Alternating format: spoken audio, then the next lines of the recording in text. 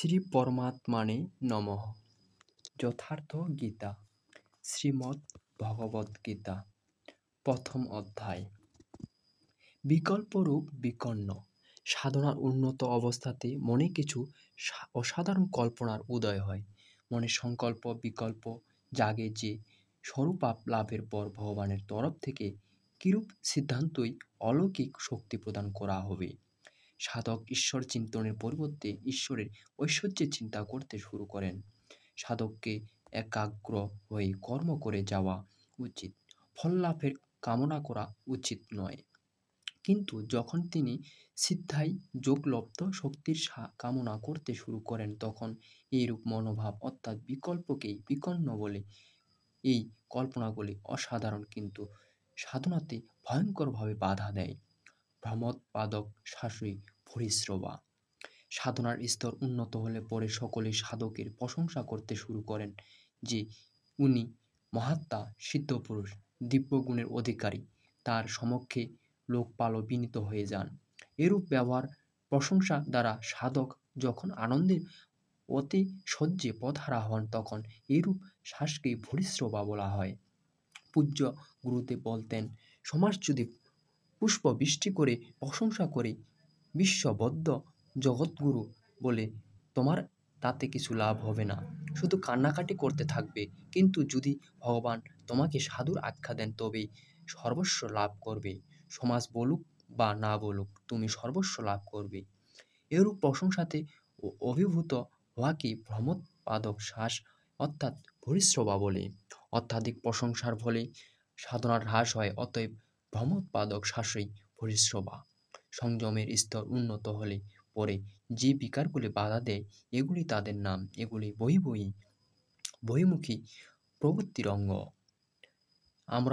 আমার জন্য প্রাণদান করতে কৃত সংকল্প অনেক শূরবীর অস্ত্রে সজ্জিত হয়েছেন। সকলে আমার জন্য প্রাণদান করতে সংকল্পবদ্ধ, কিন্তু এদের কোনো নির্দিষ্ট সংখ্যা পরিগণিত হয়নি। এখন কোনো সেনা কি ভাব দ্বারা সুরক্ষিত তা বলেছেন। ভীষ্ম দ্বারা রক্ষিত তাদের সেনা সর্বপ্রকারে অজেয়, কিন্তু ভীম দ্বারা রক্ষিত পাণ্ডবগণের সেনা জয় করা সহজ। পর্যাপ্ত ও অপর্যাপ্তের মতো সংশ্লিষ্ট শব্দের প্রয়োগ দুর্যোধনের আশঙ্কায় ব্যাপ্ত করেছে। অতএব দেখতে হবে যে ভীষ্ম কোন সত্তা, যার উপর সম্পূর্ণ কৌরব নির্ভরশীল, এবং ভীষ্ম কোন সত্তা, যার উপর দেবী সম্পদ সম্পূর্ণ পাণ্ডব নির্ভরশীল। দুর্যোধন এবার নিজের সুব্যবস্থার জন্য নির্দেশ দিলেন, এক্ষেত্রে আপনারা সকলে ব্যূহসমূহের প্রবেশদ্বারে স্ব স্থানে অবস্থিত হয়ে পিতামহ ভীষ্মকেই সকল দিক থেকে রক্ষা করুন। যদি ভীষ্ম জীবিত থাকেন, তাহলে আমরা অজেয়। সেই জন্য আপনারা সকলে পাণ্ডবের সঙ্গে যুদ্ধ না করে কেবল ভীষ্মকে রক্ষা করুন। কেমন যোদ্ধা ছিলেন ভীষ্ম! তিনি স্বয়ং নিজের রক্ষা করতে অক্ষম। কৌরব সেনাকে তার রক্ষার ব্যবস্থা করতে হচ্ছিল। এটা কোনো বাহ্য যোদ্ধা নয়, ভ্রমেই ভীষ্ম। যতক্ষণ ভ্রম বিদ্যমান, ততক্ষণ বিজাতীয় প্রবৃত্তিগুলি অজেয়। অজয় শব্দের এই নয় যে অজয়কে জয় করা যায় না। অজয়ের অর্থ হল দুর্জয়, একে জয় করা কষ্টসাধ্য। যখন ভ্রম মিটে যায়, তখন অবিদ্যা অস্তিত্ববিহীন হয়ে পড়ে। মোহ ইত্যাদি যা কিছু আংশিক পরিমাণে টিকে থাকে, তাও শীঘ্রই শেষ হয়। ভীষ্মের ছিল ইচ্ছা মৃত্যু, ইচ্ছাই ভ্রম, ইচ্ছার সমাপ্তি ও ভ্রম দূর হওয়া একই ব্যাপার। একথাই সন্ত কবির সরলভাবে বলেছেন, যেখানে ভ্রম নেই তা অপার অব্যক্ত। এই দেহের জন্মের কারণ ইচ্ছা, ইচ্ছাই মায়া, এবং ইচ্ছাই এই জগতের উৎপত্তির কারণ। কবির বলেছেন যে যিনি সর্বপ্রকার কামনা রহিত, তিনি অপার অত্যন্ত অসীম তত্ত্ব উপলব্ধি করেন। যিনি কামনা রহিত, আত্মাতে স্থির আত্মস্বরূপ, তার কখনো পাতন হয় না, তিনি ব্রহ্মের সঙ্গ একীভূত হন। সাধকের আরম্ভে ইচ্ছাগুলি অত্যন্ত হয়। এই অনন্ত ইচ্ছার শেষ হতে হতে অবশেষে পরমাত্মা প্রাপ্তির ইচ্ছার শেষ থাকে। যখন এই ইচ্ছাও পূর্ণ হয়, তখন ইচ্ছার বিলুপ্তি ঘটে। যদি এর থেকে শ্রেষ্ঠ কোনো বস্তুর অস্তিত্ব থাকতো, তাহলে তা লাভ করার ইচ্ছা অবশ্যই জেগে উঠত। যখন এর চেয়ে শ্রেষ্ঠ কিছু নেই, তখন ইচ্ছাও সমূলে বিনষ্ট হয়। এই ইচ্ছার বিলুপ্তির সঙ্গে ভ্রম নাশ হয়। একেই ভীষ্মের ইচ্ছা মৃত্যু বলে। এইভাবে ভীষ্ম দ্বারা রক্ষিত আমাদের সেনা সর্বপ্রকার অজেয়। যতক্ষণ ভ্রম দূর না হয় ততক্ষণ অবিদ্যা সক্রিয়, ভ্রম দূর হলে অবিদ্যা ক্রিয়াহীন হয়ে যায়। ভীম দ্বারা রক্ষিত এদের সেনাকে জয় করা সহজ। ভাবরূপ ভীষ্ম। ভীম ভাবেই অক্ষমতা আছে যা অবিদিত পরমাত্মাকে প্রত্যক্ষ করতে সাহায্য করে। শ্রীকৃষ্ণ একই শ্রদ্ধা বলেছেন, ভাবের সাহায্যে ভগবানকেও বশ করা সম্ভব। এর দ্বারা পুণ্যময় প্রবৃত্তি সমূহে বিকাশ হয়। এই ভাব পুণ্যের সংরক্ষক ও এই এত বলবান যে পরমদেব পরমাত্মাকে গোচরে এনে দেয়। অন্যদিকে অতি কমলও আজকের ভাব কালকের অভাব, এ বদলাতে দেরি লাগে না। আজ আপনি বলেছেন যে মহারাজজি খুব ভালো, কাল হয়তো বলবেন না, আমি দেখেছি মহারাজজি ক্ষীর খান। অর্থাৎ তৃণভোজীদেরও কাম তাড়না দেয়। যারা দুধ মালাই খান ঈশ্বর তাদেরই স্মরণ দেয়। ইষ্টের আচরণ লেশমাত্র ত্রুটিবোধ হলে ভাব টলে উঠে, পুণ্যময় প্রবৃত্তি সমূহ বিচলিত হয়, ইষ্টের সঙ্গে যে সম্বন্ধ তা ছিন্ন হয়। তাই ভীম দ্বারা রক্ষিত তাদের সেনা জয় করা সহজ। মহর্ষি পতঞ্জলি সেই একই নির্ণয় দীর্ঘকাল পর্যন্ত নিরন্তর শ্রদ্ধা ভক্তি পূর্বক করে গেলে সাধন দৃঢ় হয়। এই প্রকার সকলেই নিজের বল নির্ণয় করে শঙ্খধ্বনি করলেন। এই শঙ্খধ্বনি হল পাত্রের পরাক্রমের ঘোষণা। যুদ্ধ জয়ের পর কোনো পাত্র আপনাকে কি দেবে? কৌরব পক্ষে বৃদ্ধ প্রতাপন পিতামহ ভীষ্ম দুর্যোধনের হৃদয়ে হর্ষ উৎপন্ন করে উচ্চস্বরে সিংহাসনের সমান ভয়প্রদ শঙ্খ বাজালেন। সিংহ প্রকৃতির ভয়াবহ দিকের প্রতীক। ঘোর জঙ্গলের অবস্থানে নির্জনে সিংহের গর্জন যদি কানে আসে তাহলে দেহের লোম খাড়া হয়ে যায়, ভয়ে হৃদয় কাঁপতে শুরু করবে। যদিও সিংহ থেকে আপনি বহুদূরে, ভয় প্রকৃতিজাত, পরমাত্মার তার স্থান নেই, কার পরমাত্মা অভয় সত্তা। ভ্রমরূপ ভীষ্ম বিজয়ী হলে প্রকৃতির যে ভয়ারণ্যের মধ্যে আপনি আছেন তার থেকেও ভয়ঙ্কর ভয়ের আবরণে আপনাকে ঢেকে ফেলবে। ভয়ের আরও একটি স্তর বৃদ্ধি পাবে। ভয়ের আবরণ হলেও ঘন হয়ে উঠবে। ভ্রম এছাড়া আর কিছু দিতে পারে না। অতএব প্রকৃতি থেকে নিবৃত্তির গন্তব্যে যাওয়ার পথ। সংসারে প্রবৃত্তি ভবাট্টবী ঘোর অন্ধকারময়।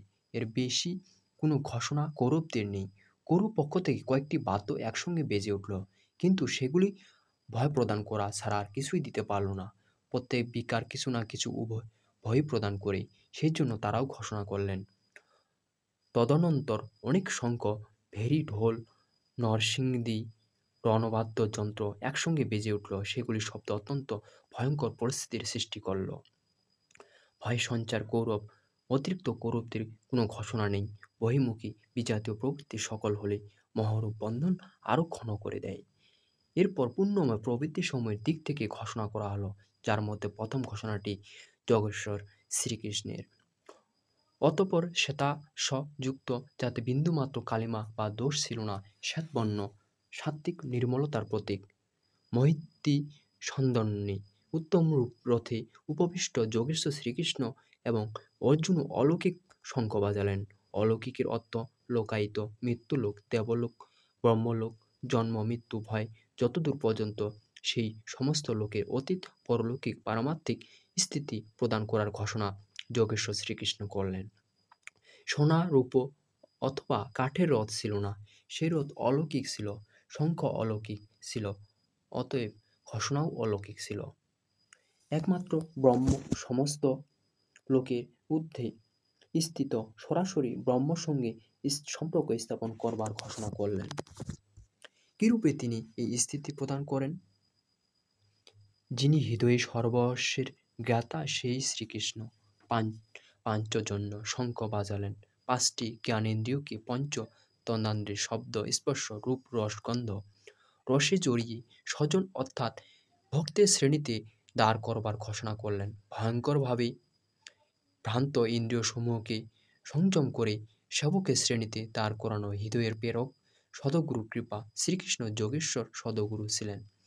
ভগবান, আমি আপনার শিষ্য, বাহ্য বিষয়বস্তুকে ত্যাগ করে ধ্যানে ইষ্টের অতিরিক্ত অন্য কিছু দেখা, শোনা, স্পর্শ না করা সদগুরুর অনুভব সঞ্চারণের উপর নির্ভর করে দেবী সম্পত্তিকে অধীন করে যে অনুরাগ, সেই অনুরাগে অর্জুন।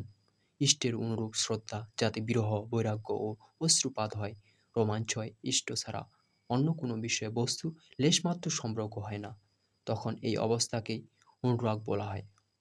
এতদূর সফল হবার পরেও দৈবী সম্পদের উপর প্রভুত্ব লাভ করা সম্ভব হয়, যা পরমদেব পরমাত্মাকে একীভূত হতে সাহায্য করে। এর আরেক নাম ধনঞ্জয়। এক ধন পার্থিব সম্পত্তি, যা দিয়ে শরীর নির্বাহের ব্যবস্থা করা হয়, আর তার সঙ্গে এর কোনো সম্বন্ধ নেই। এছাড়া স্থির আত্মিক সম্পত্তির নিজ সম্পত্তি। বৃহদারণ্যক উপনিষদ যাজ্ঞবল্ক্য মৈত্রীকে এই উপদেশ দিলেন যে ধনসম্পদ পৃথিবীর স্বামিত্ব দ্বারাও অমিত্বের প্রাপ্তি সম্ভব নয়। এর উপায় হলো আত্মিক সম্পত্তি। ঘোরব্রহ্মা ভীম পৌণ্ড্র অর্থাৎ প্রীতি নামক মহাশঙ্খ বাজালেন। ভাবের উদ্গম ও নিবাসস্থান হৃদয়, তাই এর এক নাম বিকদর। আপনাদের ভাব স্নেহ ছোটদের প্রতি স্বভাবই থাকে, কিন্তু সেই স্নেহ উৎপন্ন হয় আপনাদের হৃদয়ে, যা গিয়ে মৃত্যু হয় ছোটদের প্রতি। এ ভাব অগাধ এবং মহাবলশালী। তিনি প্রীতি নামক শঙ্খ বাজালেন। এই প্রীতি ভাব এর মধ্যেই নিহত এই ভীম পৌণ্ড্র প্রীতি নামক মহাশঙ্খ বাজালেন। ভাব অত্যন্ত শক্তিশালী, কিন্তু প্রীতির মাধ্যমে তা সঞ্চয় হয়। ঈশ্বর সর্বত্র সমানরূপে বিদ্যমান, কিন্তু তাকে প্রকট করতে হলে চাই হৃদয়ে প্রেম।